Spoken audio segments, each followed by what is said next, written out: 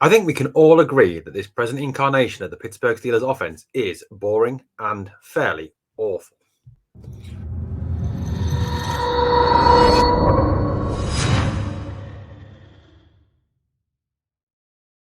Hello, Steeler Nation, and welcome to the latest episode of your Pittsburgh Steelers Syndicate with me, your host, Britsburgh Owen, your voice from across the pond, your UK Steelers view. Well, guys, first of all, apologies to the face. I had an argument with the floor the other day and the floor won. So apologies for that. I do look like the Elephant Man's less attractive brother at this moment in time. Guys, question for you. Question. How bad is this Matt Canada offense? And did, in effect, Big Ben save Matt Canada's job for another season with his performances last year? Now, I know some of you may be saying, well, no, that can't be right, Aaron, because Ben Roethlisberger's performances last year weren't really up to muster. They were pretty poor for a future Hall of Fame quarterback.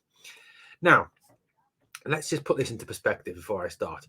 Big Ben Roethlisberger last season was a quarterback who was a shadow of his former self, but he still managed to win 9 games for the Pittsburgh Steelers and drag the Pittsburgh Steelers kicking and screaming into the playoffs. Now, if you consider this is the Pittsburgh Steelers record last season, 9-7-1. Now, 7 of those 9 wins came with fourth quarter comebacks. Now, what do all those fourth quarter comebacks have in common? Anybody? Yes, that's correct. They were done through the use of no huddle, hurry up, or tempo, as it's called this year, offense, which meant that what was happening? Big Ben was calling the plays. Big Ben was drawing up the plays in the dirt. So in effect, Matt Canada can only actually say that he was responsible for 2 of the Steelers' wins last season. 7 of the wins that the Steelers got last season were down to Big Ben and his power of his comeback power in that fourth quarter, his ability to bring the team back from the dead, his ability to take charge, his ability to call plays, his ability to respond to what he saw on the field, to audible, to take control, and in effect lead the Steelers to 7 of their 9 wins. Yes, I know it's not amazing in terms of the record, but without these 7 fourth quarter comebacks, the Steelers' record would have been a whole lot worse. And without this man here, it could have been a situation where the Steelers faced their first losing season. And if that had happened, there's a strong possibility that this man could well have been out of a job at the end of last season, given the fact that he would have had a very poor record and also had a very poor offense. Now, this season, Canada has exactly what he needs, or exactly what he says he needs to run his system. He has a mobile quarterback, 2 to be precise, in Trubisky and Pickett. Yes, Trubisky is awful. And he has many weapons that he can use at his disposal. Freiermuth, Gentry as tight ends. He has Harris and Warren, who he can use out of the backfield and to establish the run. He has an improving offensive line to work with. He has a number of outstanding wide receiver targets in Deontay Johnson, in Chase Claypool, in George Pickens, in Stephen Sims, in Gunnar Olszewski. Miles Boykin. He has a number of weapons that he can use in a variety of different ways. And also Calvin Austin III to come back at some point. However, what does the Matt Canada offense do this year? Well, through 3 games so far, 13 of 39 third down conversions, a 33.3% rate of third down conversions, the worst in Coach Tomlin's history. 4.7 yards per play, 4.1 yards per rush, simply not good enough. 5.5 yards per pass, which is the worst in the NFL.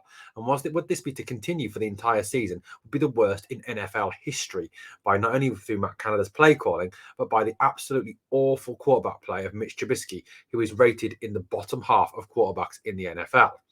62 of 103 completions, which is 60% completion rate. Again, not good enough for a top-rate quarterback and a top-rate offense. 25 yards after catch in total. That's not average. That's in total. So over 3 games, the Steelers have only managed to get 25 yards after catch, which is absolutely shocking. And the tail of the tape just gets worse and worse. 19th in points per game. The average less than 18 points per game. 31st in yards per game. There is only one team worse than them.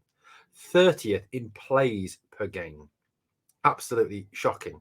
And 32nd in time of possession per game, more than a minute behind the team in 31st place.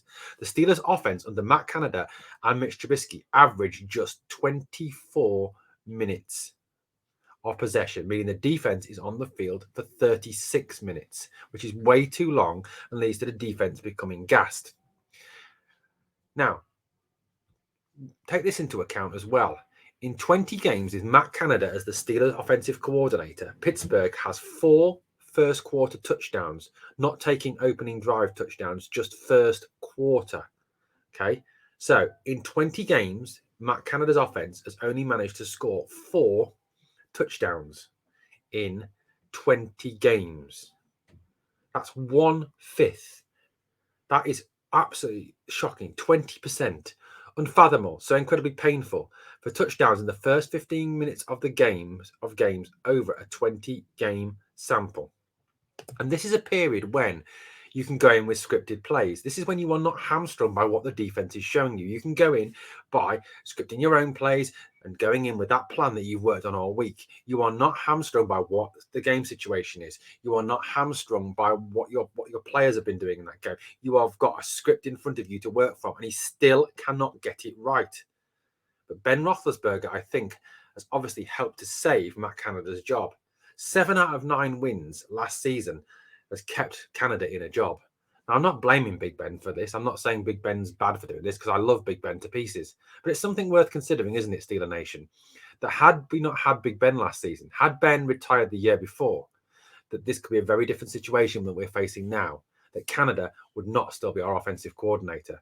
But one thing is for certain, he does not deserve to be the offensive coordinator of this team, the same way that Mitch Trubisky does not deserve to be the quarterback of this team either. Both of them are absolute, complete and utter rubbish and not up to the job. We have a saying in this country, not fit to wear the shirt. If a player plays for a soccer team over here and they're poor, the team fans often chant, "You're not fit to wear the shirt." And that is very true of Mitch Trubisky and Matt Canada. They're not fit to wear the Steelers shirt. Thank you, Steeler Nation, for watching. Let me know what you think in the comments below. Did Big Ben save a job? And is Canada way out of his depth running this spread college offense in the NFL?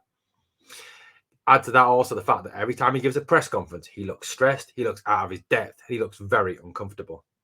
Thank you for watching. Let's finish it as we always do with, here we go, Steelers. Come on!